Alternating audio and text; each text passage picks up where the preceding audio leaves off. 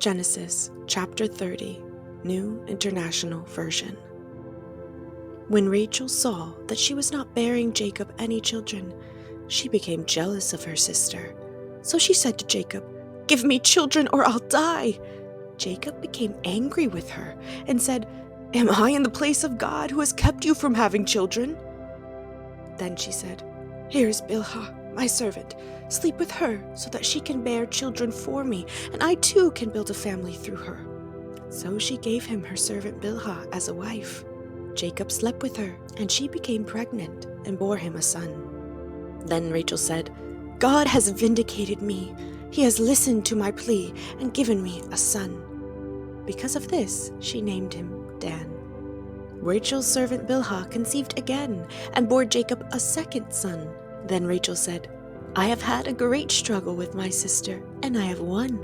So she named him Naphtali. When Leah saw that she had stopped having children, she took her servant Zilpah and gave her to Jacob as a wife. Leah's servant Zilpah bore Jacob a son. Then Leah said, "What good fortune!" So she named him Gad. Leah's servant Zilpah bore Jacob a second son. Then Leah said, "How happy I am! The women will call me happy." So she named him Asher. During wheat harvest, Reuben went out into the fields and found some mandrake plants, which he brought to his mother Leah. Rachel said to Leah, "Please give me some of your son's mandrakes." But she said to her, "Wasn't it enough that you took away my husband? Will you take my son's mandrakes too?" "Very well," Rachel said. "He can sleep with you tonight, in return for your son's mandrakes." So when Jacob came in from the fields that evening, Leah went out to meet him. "You must sleep with me," she said. "I have hired you with my son's mandrakes." So he slept with her that night. God listened to Leah, and she became pregnant and bore Jacob a fifth son. Then Leah said, "God has rewarded me for giving my servant to my husband." So she named him Issachar. Leah conceived again and bore Jacob a sixth son. Then Leah said, "God has presented me with a precious gift. This time my husband will treat me with honor because I have borne him 6 sons." So she named him Zebulun. Sometime later, she gave birth to a daughter and named her Dinah. Then God remembered Rachel. He listened to her and enabled her to conceive. She became pregnant and gave birth to a son and said, "God has taken away my disgrace." She named him Joseph and said, "May the Lord add to me another son." After Rachel gave birth to Joseph, Jacob said to Laban, "Send me on my way so I can go back to my own homeland. Give me my wives and children for whom I have served you, and I will be on my way. You know how much work I've done for you." But Laban said to him, "If I have found favor in your eyes, please stay. I have learned by divination that the Lord has blessed me because of you." He added, "Name your wages, and I will pay them." Jacob said to him, "You know how I have worked for you, and how your livestock has fared under my care. The little you had before I came has increased greatly, and the Lord has blessed you wherever I have been. But now, when may I do something for my own household?" "What shall I give you?" he asked.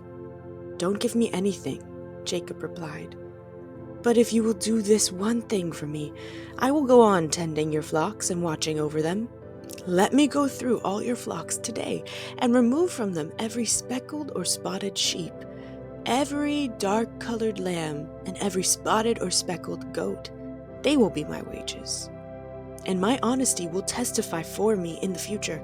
Whenever you check on the wages you have paid me, any goat in my possession that is not speckled or spotted, or any lamb that is not dark-colored, will be considered stolen." "Agreed," said Laban. "Let it be as you have said."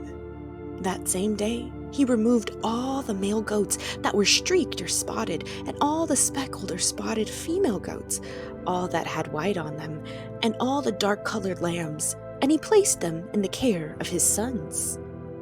Then he put a 3-day journey between himself and Jacob, while Jacob continued to tend the rest of Laban's flocks. Jacob, however, took fresh-cut branches from poplar, almond, and plane trees and made white stripes on them by peeling the bark and exposing the white inner wood of the branches. Then he placed the peeled branches in all the watering troughs so that they would be directly in front of the flocks when they came to drink. When the flocks were in heat and came to drink, they mated in front of the branches, and they bore young that were streaked or speckled or spotted. Jacob set apart the young of the flock by themselves, but made the rest face the streaked and dark-colored animals that belonged to Laban. Thus he made separate flocks for himself and did not put them with Laban's animals. Whenever the stronger females were in heat, Jacob would place the branches in the troughs in front of the animals so they would mate near the branches.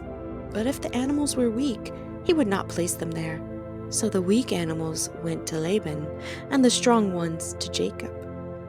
In this way, the man grew exceedingly prosperous and came to own large flocks and female and male servants and camels and donkeys.